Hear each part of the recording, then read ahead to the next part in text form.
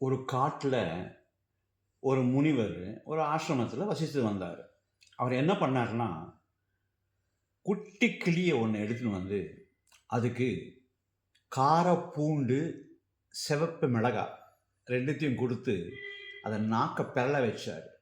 இந்த நாக்கை பெரளும்போது என்ன ஆகும் அப்படின்னா, அது பேச ஆரம்பிக்கும்.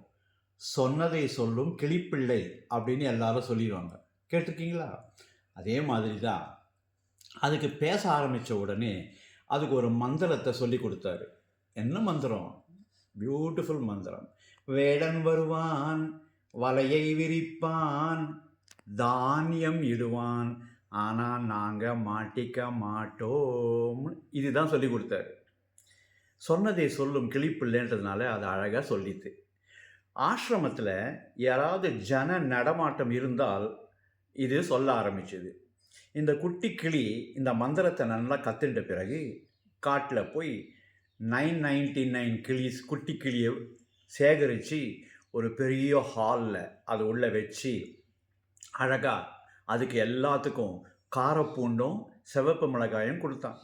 எல்லாம் சாப்பிட்டுது, எல்லா நாக்கும் பிறண்டது. ஜன நடமாட்டம் இல்லை. அப்படி போகும்போது யாராவது போனால் இந்த குட்டி கிளி ஆரம்பிக்கும் இல்லையா, இதை கற்றுக்கிச்சு எல்லாமே. ஸோ இப்போது வேதம் சொல்கிற மாதிரி எல்லாம் சேர்ந்து வேடன் வருவான், வலையை விரிப்பான், தானியம் இடுவான், ஆனால் நாங்கள் மாட்டிக்க மாட்டோம்னு சொல்ல ஆரம்பிச்சது. எல்லாம் கற்றுக்கிட்ட பிறகு அந்த கூண்டை அவுத்து விட்டார். எல்லாம் ஜாலியாக பறக்க ஆரம்பிச்சது. எல்லாம் போய் காட்டில் ஒரு மரத்து மேலே வந்து உட்காந்துது.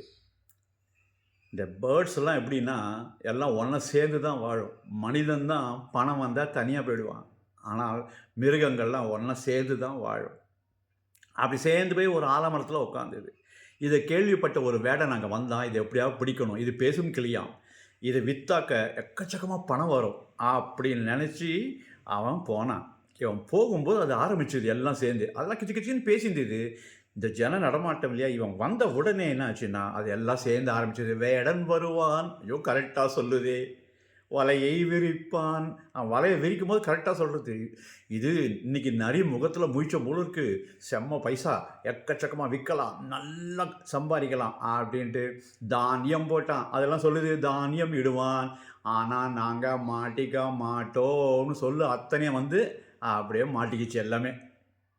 ஏன் இது காரணம் என்னென்னா, அந்த முனிவர் சொல்லி கொடுத்தாரே தவிர தியரி தான் சொல்லி கொடுத்தாரு. ப்ராக்டிக்கலாக அது என்ன பண்ணணும்னு சொல்லி கொடுக்கல. அதனால தான் அதை மாட்டிக்கிச்சு. ஆனால் நம்ம சாமியாக தான் சொல்லுவார், ஒரு வண்ணாங்கிட்ட துணியை தோச்சு போட்டு அவன் யாக்கோ கொடுத்துட்றான், எதை அவனே போட்டுக்கிறானோ அதுதான் அவனுக்கு சொந்தம். அதே மாதிரி சாமியுடைய போதனைகளை ஒன்று கூட லவ் ஆல் சர்வால் ஒன்று போதும், ஹெல்ப் எவர் ஹார்ட் நெவர். இது இருந்தால் வந்து 18 புராணத்தினுடைய ஜிஸ்ட்டு. ஓகே, பியூட்டிஃபுல் இல்லையா? இதில் எதை படித்தோமோ அதை நடைமுறைப்படுத்தணும். நடைமுறைப்படுத்தினால்தான் அது நம்மளுக்கு சொந்தமாகும். தெரிஞ்சுதா? ஓம் ஸ்ரீ சாய்ராம்.